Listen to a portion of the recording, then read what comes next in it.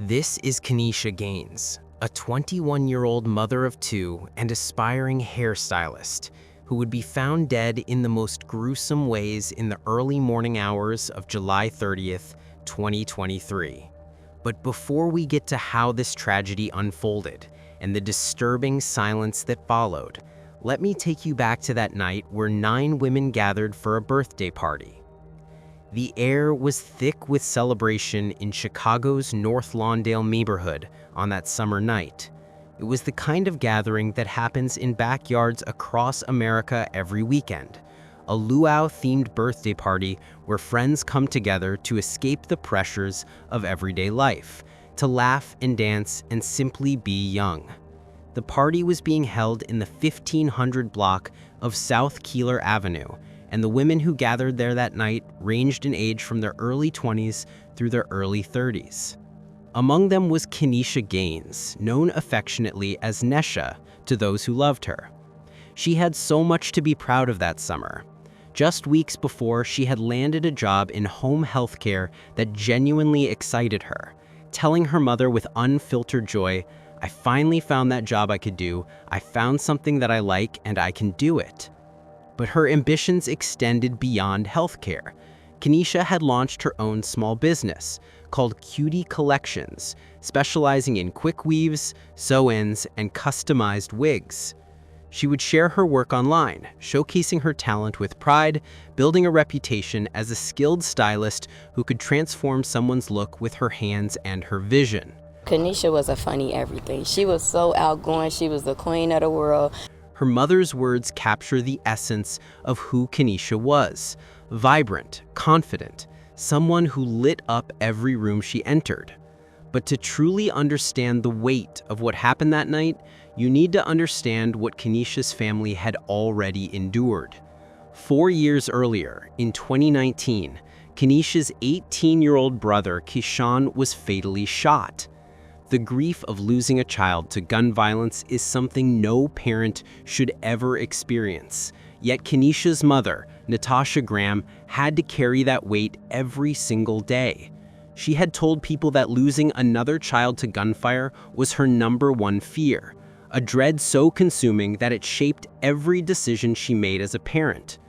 After Keyshawn's death, Natasha became stricter, more protective, limiting where her daughters could go and what they could do.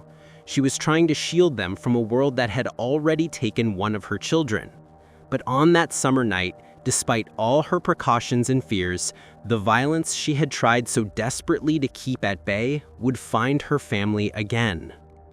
The party continued into the early morning hours. Music played, conversations flowed, and for a few precious hours, these women existed in a bubble of joy and friendship.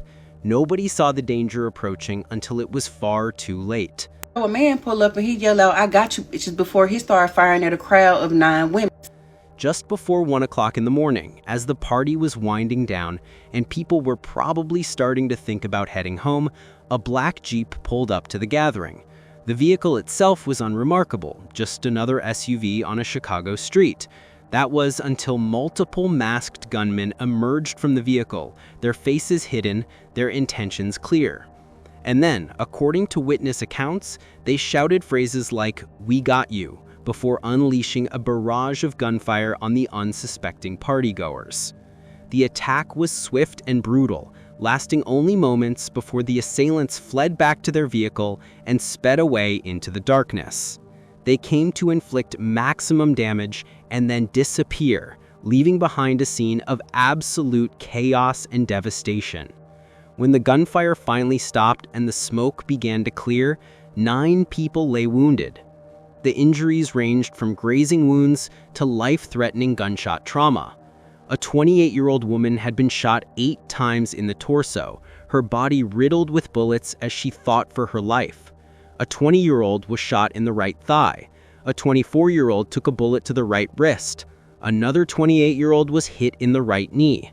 A 30-year-old sustained 2 shots to the right shoulder and 2 more to the right arm. A 31-year-old was grazed in the leg and forearm.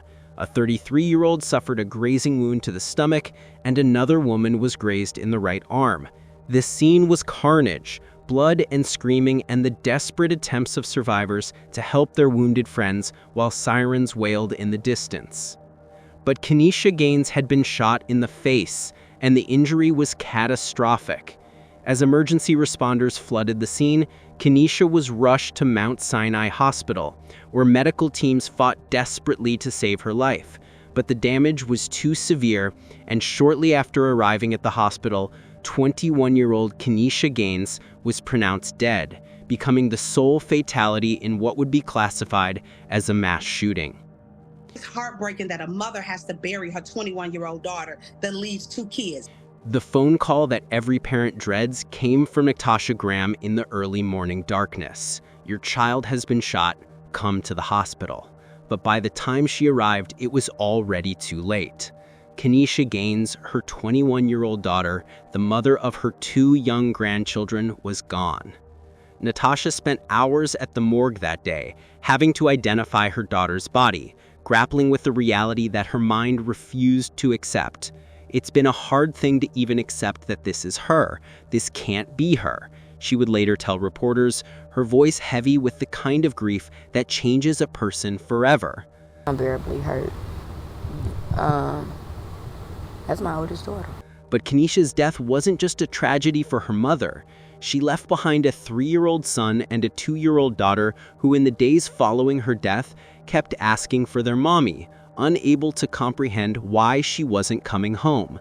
Those children were too young to understand death, too young to process the permanence of what had happened. How do you explain to a 3-year-old that their mother is never coming back? Our kids, our teenagers should be able to go hang out. Our young kids should be able to play outside. The grief and rage in Natasha's public statements cut straight to the heart of what makes this kind of violence so devastating. She was confronting the reality that young people in Chicago cannot safely gather for a birthday party without fear of being shot. This should be allowed. It shouldn't always be violence every time the young adults decide to go and hang out. Kenesha's father, Michael Gaines, joined Natasha in mourning, and together the family launched a GoFundMe campaign to cover funeral expenses. The financial burden of an unexpected death is something that often gets overlooked in these stories, but it's very real. The fundraiser, organized by Tasha Graham, had a goal of $20,000 to help the family give Kenesha a proper burial. In the immediate aftermath, they had raised $965. Meanwhile, the woman who had been shot 8 times remained in critical condition at Mount Sinai Hospital, fighting for her life. Her identity was never publicly released, but her struggle represented the other side of this tragedy, the survivors who would carry physical and psychological scars for the rest of their lives. Yes, Karen, of course, the neighborhood in shambles, very much on edge. That's the condition of neighborhood residents this afternoon after that violence erupted. And you are right. While one of those 8 women who was wounded remains hospitalized in critical condition this afternoon, the mother of the victim is remembering a daughter taken too soon. As police are looking for multiple shooters involved in this very brazen crime over the weekend, local agencies are also coming together to help the community heal. This is resources and offer to anyone that lives in the community, but the victims, they didn't live in Lawndale. Inside Deliverance Temple of the Apostolic Faith Church, CPD's Crime Victim Services Unit. We need help, and I don't know where that help comes from. Overnight Saturday, 9 people were shot, including 8 women, while attending a luau-themed party. Police say a black Jeep approached the area. Multiple offenders jumped out and began shooting into the crowd.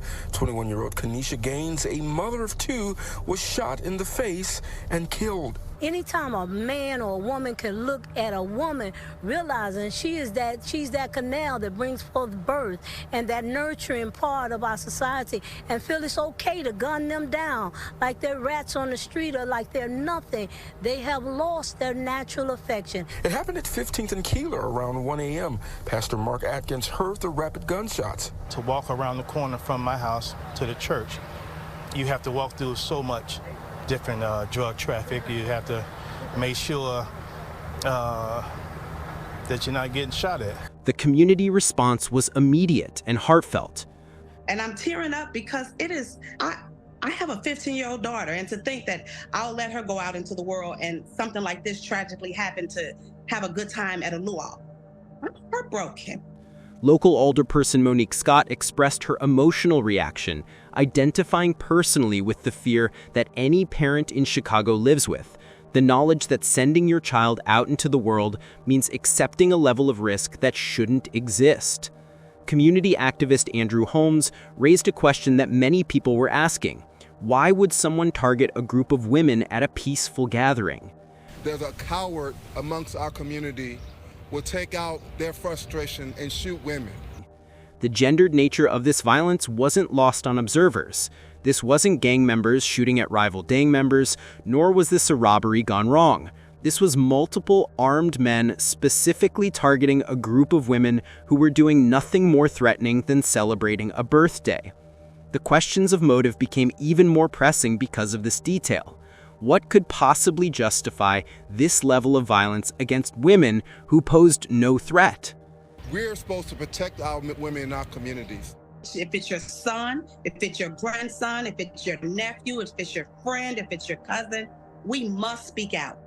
The Chicago Police Department's Crime Victim Services Unit quickly mobilized, setting up a one-day assistance center on July 31, 2023, at Deliverance Temple Church of the Apostolic Faith, located at 1457 South Kamensky Avenue. They are going to be offering confidential counseling, victim services for children. Detectives will be on hand to get any tips. The center operated from 1 p.m. to 7 p.m., offering counseling, therapy dogs, compensation applications, and stress relief resources to survivors and community members traumatized by the shooting. But this marked only the second such pop-up center in a year, following an October 2022 mass shooting. And community leaders like Rabbi Michael Ben Yosef and alderperson Monique Scott criticized its brevity. One day of support services, they argued, was woefully inadequate for addressing the long-term trauma that gun violence inflicts on communities like North Lawndale. The psychological wounds don't heal in 24 hours. This shooting wasn't happening in isolation. It was part of a violent weekend in Chicago that saw 29 shootings citywide, injuring 47 people and claiming 5 lives.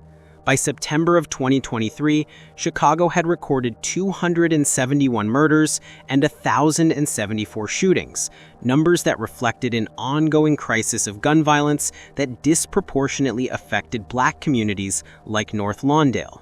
In fact, Chicago led the entire United States with 32 mass shootings in 2023, a statistic that speaks to the depth of the problem facing the city.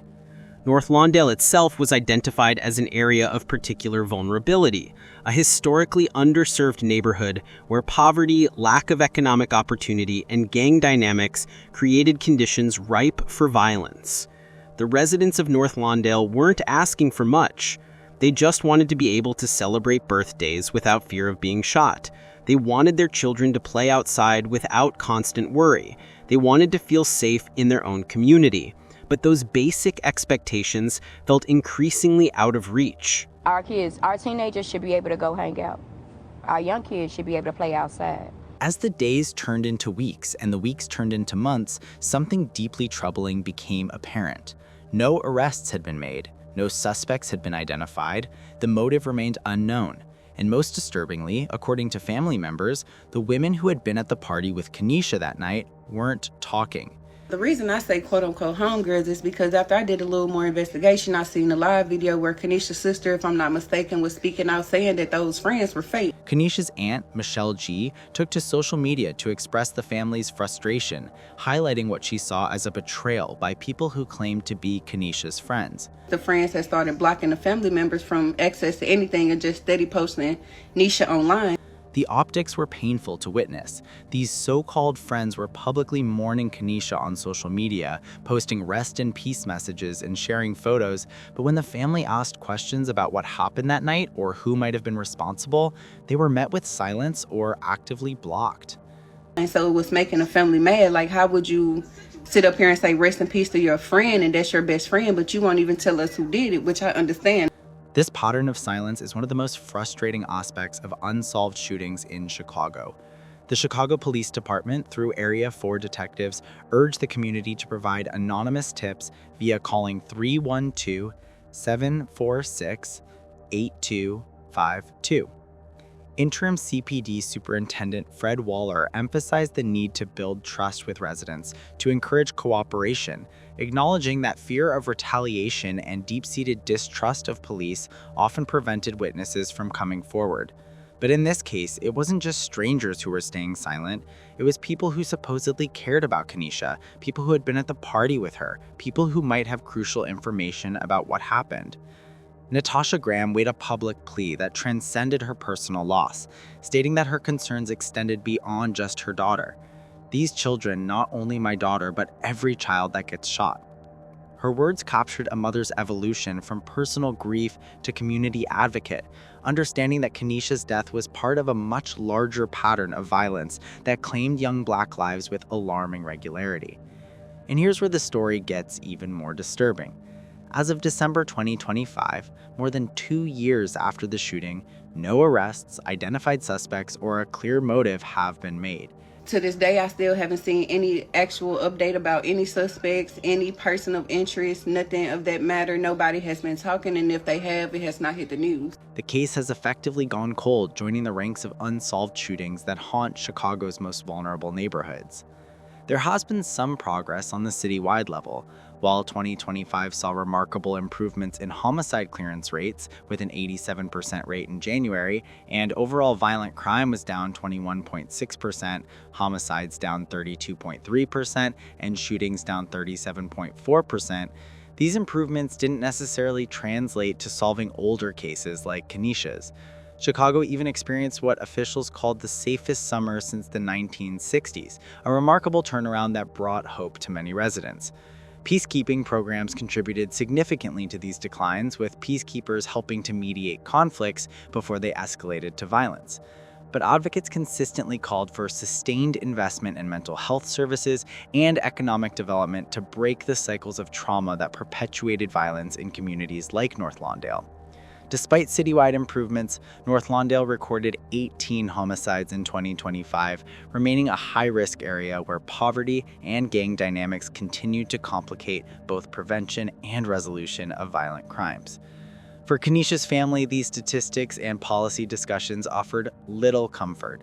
Social media continued to amplify discussions of misogyny, the specific intersection of anti-Black racism and misogyny that might explain why a group of Black women became targets. So I'm going to continue to be the strong one. I'm going to help my family, and we're going to make it past this. Well, what you got left, you just try and hold on to it as close as you can. Don't let your kids outside. Her words revealed the impossible calculus that parents in high-violence neighborhoods have to make. How do you let your children live their lives when living their lives might get them killed? More than 2 years later, those cowards are still free. They face no consequences for taking Kenesha's life and traumatizing 8 other women. Do you also think that the friends keeping quiet about the events of that night is suspicious? Let me know what you think in the comment section.